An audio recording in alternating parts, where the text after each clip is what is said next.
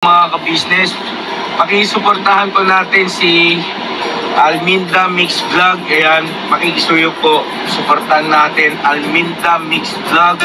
Ako ay nagpaalam sa atin ng maayos na makapag-reaction video sa ating mga uploads. Ayun, maayos po na nagpaalam yan. Sana po ay suportahan natin. Maraming salamat mga ka-business. God bless sa ating lahat. Hi po! Good morning po mga kapapi, mga kabisnes. Ito po ang inyong lingkod at welcome po sa aking YouTube channel. Ito po ang inyong lingkod, Alminda Mix Vlog. At bumabati sa inyo ng magandang umaga, around Middle East, magandang hapon o magandang gabi po sa atin sa Pilipinas. Panibagong reaction video po natin, pero bago natin po yun umpisahan, gusto ko lang pong magbabaka sakali, kung baka sakaling hindi pa po kayo nakasubscribe sa aking YouTube channel, baka po pwedeng pakiclick ng subscribe button dyan at ng notification bell para updated po tayo lahat sa aking mga nire-reaction ng video dito sa Ka-Business Official at Papa Dins TV. So, ito nga ang panibagong reaction video natin o opinion ko dito sa vlog ni Papa Dins dito nga, tungkol nga dito kay kay Ate Rose. Nakita naman natin kung ano yung doon at napanood ng karamihan, kung ano yung episode ni Papa Dins tungkol dito kay Ate Rose. So, sa atin lang bilang isang tinutulungan or alam naman natin na matagal na itong tinutulungan ni Papa Dins itong si Ate Rose. So, bilang isang ikaw na tinutulungan ka na respeto yung taong tumutulong sa iyo, na alam mo naman na walang hangad ang tumutulong sa iyo kundi ang mapabuti ang iyong buhay, mapabuti yung mga anak mo, mapabuti yung kabuhayan mo. In short ay makita ng tumutulong sa iyo ay nag-improve ang kanyang pagtulong sa iyo. So dito po ang masasabi natin dito sa kay Ate Rose, kumbaga para bang hindi nila binigyan ng respeto itong si Papa Dins, kasi nakita naman po natin dito sa kanilang sa vlog ni Papa Din na kasama niya si Bornok, ang kanyang driver, at si Boogie Boogie, at saka kasama din si Tony na sa likuran. So ito ay pinuntahan nila, kumbaga surprise visit nga, kasi ay mayroon nga itong nag-sponsor dito kay Ate Rose na syempre ipapaabot ni Papa Din. So in short, pinuntahan ni Papa Din doon at dadalhin yung surprise pagpunta nila, parang surprise na may nag-sponsor nga doon. So pumunta sila. Ang unang pinuntahan ni Papa Dins yung ang tindahan kung saan nagtitinda itong si Ate Rose. So tinanong pa nga niya itong kaibigan niya si Jingjing kung nasaan, pero nakita natin mga ka-business, mga kapapi, andun yung anak ni Ate Rose na bunso. So ano ba yung nasa isip natin? At nandun yung anak, wala yung nanay. Asan yung nanay, di ba? So, wala din doon si Ate Jingjing, ay umalis daw yung kaibigan niyang si Jingjing. So, ay nag-atubili si Papa Dins, pumunta doon mismo sa bahay ni Ate Rose, baka nandoon.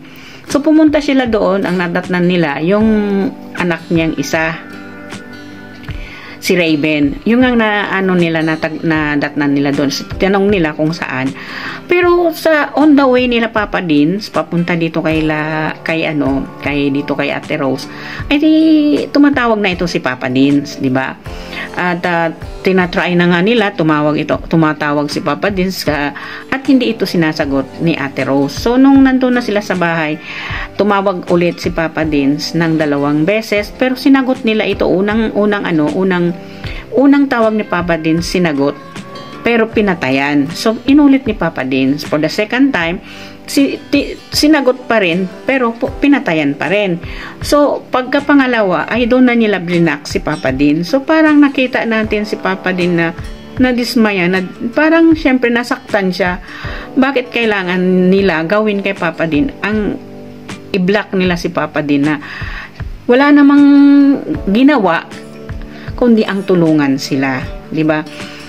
Nag-surprise visit lang itong si Papa Din. Siyempre, laging nag-update ito sa kanila kung ano nang nangyayari sa kanilang negosyo na alam naman po natin na si Papa Din ang nagbibigay sa kanila ng umpisa ng kanilang pagtitinda. So, every time ito mawawalaan ng puhunan, lagi naman nandyan si Papa Din. So, dito sa ating reaction o opinion, hindi naman po natin sinasabi na bakit tayo nanunumbat, ako nanunumbat bilang isa lang akong reactor, wala naman akong karapatan doon. Nakikita lang, ang atin ay yung binabase lang po natin kasi kung ano yung nakikita natin doon o napapanood natin doon na behaviors ng isang tao. So, dito kay Ate Rose, this is a big mistake, no? Ang hindi mo sagutin mo man ay patayan mo, tapos after that blinak mo blinak mo na si Papa Din. So sa anong rason? Kung mayroon ka mang nagawa na hindi maganda, mayroon ka mang kasalanan na itinatago, pwede mo namang kausapin si Papa Din. Alam naman ninyo, si Papa Din, iiyak lang kayo, mawawala na yung galit niya sa inyo. Ganon kabait si Papa Dins. So, hindi deserve ni Papa Dins ang bastusin mo. Dito kay Ate Rose. Hindi deserve ni Papa Dins ang saktan mo siya. Kasi, alam niyo mga kabisnes, mga kapapi, alam naman natin si Papa Dins, beneficiary niya itong si Ate Rose. Alam naman po natin na hindi niya ito basta-basta binibitiwan. Diba? Kasi, kumbaga, nandoon na yung awa ni Papa Dins, nandoon na yung mixed emotion ni Papa Dins doon. Tinutulungan sila, pinupursige sila para maihahon sila o magkaroon naman sila ng magandang buhay. Diba? At mapaaral ng maayos yung mga anak niya at bibigyan ng maayos na pamumuhay. At isa pa, hindi iniisip nitong si Ate Rose na hanggang ngayon ay nangungupahan pa rin sila.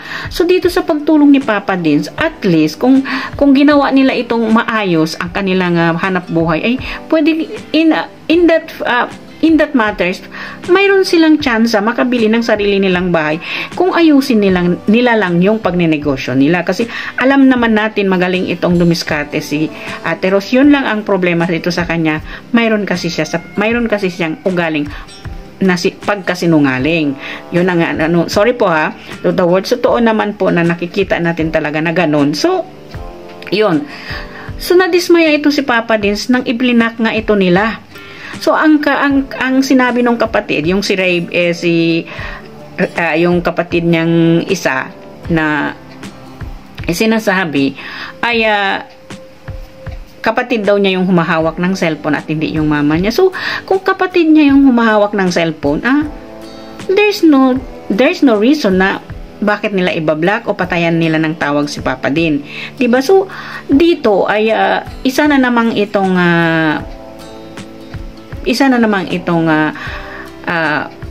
kahihiyan o pagkakamali sa ginawa nitong si Ate Rose. Kasi ito ay nakita naman natin kung paano, syempre yung appearance ni Papa Din na hindi natin sukat akalain na gagawin nitong si Ate Rose, after all na ang tulong sa kanila, after all na talagang pinupursigihin ni Papa Din na tutulungan sila in this matter, diba? So sa ating mga nakikita, sa ating napapanood dito, ay alam na alam po naman natin, every time na down ito si Ate Rose, andyan si Papa Din, handang-handa tumulong, handang-handang pagbibigyan sila ng isa pang pagkakataon, 3 pagkakataon hanggang 10 pagkakataon ay binibigay sa kanila ni Papa Din. Gusto lang talaga ni Papa Din ay matuto sila at magkaroon sila ng magandang buhay. Yun ang gusto ni Papa Din. Pero dito kasi kay Ate Rose ay yung bang tulong ni Papa Din ay wala sa kanya yun. Kumbaga, andyan naman si Papa Din, hindi naman ako matitiis ni Papa Din kung ako'y walang-wala na. So, in this case, kumbaga, para bang itong naging spoiled na kay Papa Din ang pagbibigay unawa, pagbibigay ng pagkakataon dito sa kanya, dito kay Ate Rose. Kumbaga, hindi niya na iniisip kung masasaktan ba si Papa Din sa mga ginagawa niya. So, dito, nakita naman natin, no? At hindi naman tayo na ngayon lang nanonood, nasubaybayan naman po natin itong kwento ni Ate Rose kung paano siya tinulungan. ni Papa Dins. At hindi na lang itong iniisip ni Ate Rose na every time lilipat siya ng bahay, andyan si Papa Dins handang tumulong sa kanila, handang gumabay sa kanila, 'di ba? Kasi ang kay Papa Dins kasi bilang bisang beneficiary, handa niyang isakripisyo, handa niyang itulong ang lahat kung ano ang dapat niya maitulong dito. At isa pa, hindi ito nagpapasalamat si Ate Rose. Mayroon na rin siyang mga sponsor na magbibigay sa kanya in case of everything. Katulad niyan, iyan ay pagpunta ni Papa Dins dahil mayroon siyang sponsor. Ibibigay sana dito kay Ate Rose. So, kumbaga, pera na naging papel pa. Diba? So, sana naman ay matuto itong si Ate Rose. Sa bagay, hindi na ito natututo noon pa to ganito na, di ba mga kapapi? So, dito naman sa ating kapatid, na bunsong kapatid natin, si Papa Dins. Papa Dins, ang maigi mong gawin dito ay, kumbaga, natin, no, diretsuhin na natin. Pakawalan mo na, bitawan mo na. Marami pang deserving na pwede mong tulungan maliban sa kanila. Kasi marami din tayong nakikita, marami din tayong naririnig, marami rin tayong nababasang komento. At dalawa silang mag-asawa, no? Itong asawa ni Ate Rose, mayroon itong trabaho. Itong mga anak niya ay marunong na rin maghanap buhay. So, I think there's no reason para tulungan pa sila ni Papa Dins. Hindi ba? I think there's no reason para mag-stay pa si Papa Dins sa kanila. There's no reason at all. Diba mga kapapi? Kasi nakita naman po natin parang hindi tayo yung nasasaktan dito sa ginagawa ni Ate Rose dito kay Papa Dins.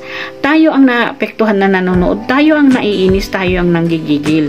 Diba? Kasi dahil man lang dito sa kabaitan ni Papa, kabait nga itong batang ito. So, sa kabaitan nito, bakit kailangan mo pang lokohin ito si Papa Dins, Ate Rose? Dito naman makikita naman natin para naman kasi ito siyang nakikipag hide and seek kay Papa Din. Hindi ba? May kalokohan na naman siguro itong nagawa, kaya hindi naman, ayaw na naman niyang i-plastar sa Bisaya pa ang kanyang mukha dito sa vlog ni Papa Dins. 'Di ba?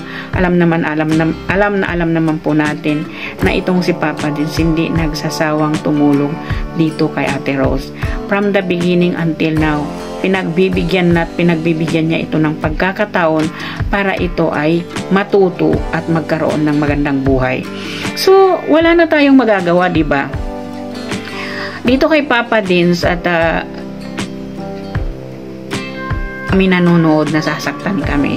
Nararamdaman namin ang pagka-frustrated mo dito sa ginawa ni Ate Rose. Nararamdaman mo kasi minahal mo tong pamilyang ito pero wala silang sinukli sa iyo kung hindi sakit ng ulo, kung hindi ang sama ng loob. Tingnan mo, every time na pumupunta ka dyan sa kanila, nag-surprise visit, wala silang magandang in-news sa iyo kundi ang broke nilang business.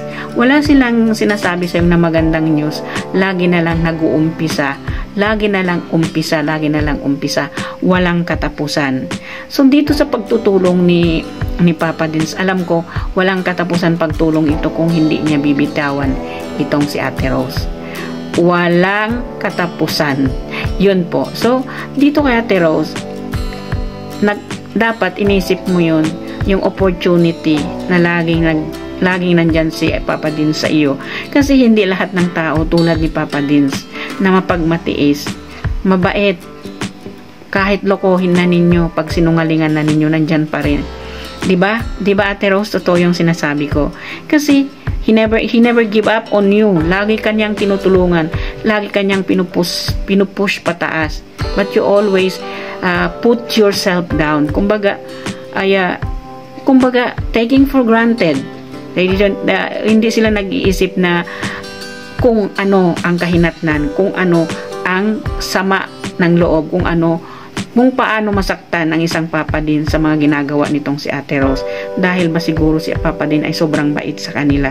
Dahil ba alam nila si Papa Dins ay hindi makatiis kung sila'y iiyak sa harapan ni Papa Dins. Alam na alam nila ang sickness ni Papa Dins eh. Pag umiyak sila, mawala na yung sama ng loob ni Papa Dins sa kanila. Dito lang kay Ate Rose, sana naman maisip mo yung pagkakamali mo. Sana naman maisip mo na hindi ka na magsisinungaling. Sana naman maisip mo na wag mong bastusin si Papa Dins. Magrespeto ka sa tao. 'Di ba? Magrespeto ka sa taong tumutulong sa iyo. Respetuhin mo yung taong na laging nandyan sa iyo. Na wala namang ibang lumalapit sa iyo na tumutulong. Wala namang ibang na ginawa kang beneficiary kundi si Papa Dins lamang, kasi naintindihan ni Papa Dins kung ano yung sitwasyon ninyo. So, sa nangyaring ito, nasaan ba siya at nagtatago? Diba? Bakit? Ano yung dahilan? Bakit siya nakikipagtaguan kay Papa Dins? Diba? At si Papa Dins, ito ba'y tuluyan na ni Papa Dins na bibitawan itong si Ate Rose, na matagal na ito lagi siyang ginaganito, lagi siyang pinagtataguan, lagi siyang niloloko at laging nagsisinungaling sa kanya. So sa patient ni Papa Dins, hindi pa rin niya ito basta noon nabibitawan. Iwan natin ngayon kung kaya na ba ito ni Papa Dins bibitawan itong si Ate Rose. Hindi natin alam kasi hindi pa naman pwede magdesisyon si Papa Dins kung ano yung desisyon niya dito. Pero para sa mga nababasa nating komento ay marami na talagang galit, na gustong-gusto na talagang itong si Ate Rose kumbaga bibatawan na ni Papa Dins. Diba? So, hanggang dito na lang ang aking reaction video. Maraming salamat sa inyong panonood. Sana po nagustuhan ninyo ang aking opinion dito kay sa vlog ni Papa Dins tungkol dito kay Ate Rose. And please don't forget to subscribe ka Business Official, Papa Dins TV at ka Business Family at ang Yang Russell po at ang lahat ng aking mga kasamahang reactors, Taong Gala Vlog, Analisa Reality Vlog, Anime Reactors TV, Kalingap Turak, MPLC Katangay Vlog at ang Kamix Vlog po, ang bagong reactor ng ka-business. Suportahan po natin at ang PLC Katangay Vlog at ang inyong lingkod Alminda Mix Vlog. Nagsasabi po, may Allah bless us all at maraming salamat. Bira, banat mga ka-business kapapi. Thank you po and see you again in my another reaction video.